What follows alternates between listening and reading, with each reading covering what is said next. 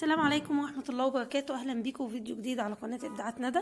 النهاردة إن شاء الله هنشوف مع بعض إزاي نحمل فيديو على التليفون بتاعنا بدون برامج. بتدخلي من على الكروم عشان يدخلك على جوجل بالشكل ده، وهتضغطي على ريكويست ديسكتوب سايت عشان كأنك يعني بتشتغلي على كمبيوتر مش تليفون. بعد كده تختاري اليوتيوب وتدخلي تكتبي في اليوتيوب الفيديو اللي انت عايزة تبحثي عنه. هكتب مثلا كيكة المج، فهيطلع لي البحث عندي كل الفيديوهات اللي عن كيكة المج. شايفين كيكة المج في دقيقتين إبداعات ندى طالعة في تاني بحث، يعني هختارها.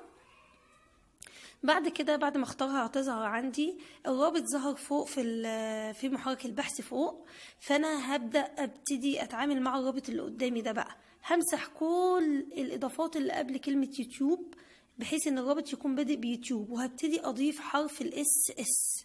يبقى هضيف اس اس وبعدين هضغط اوكي او انتر. بكده هيظهر لي صفحة جديدة فيها نفس الفيديو اللي انا كنت ببحث عنه، وهعمل داونلود او تحميل.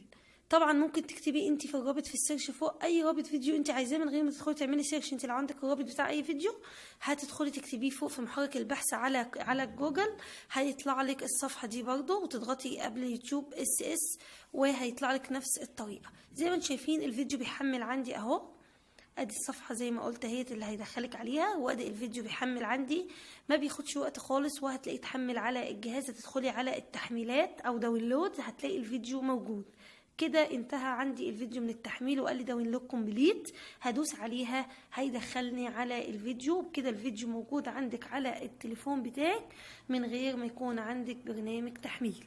هتعملي كده مع اي فيديو انت عايزاه او اي رابط تاخديه من على اليوتيوب، تحطيه في البحث وتضغطي عليه زي ما قلنا بنفس الطريقة.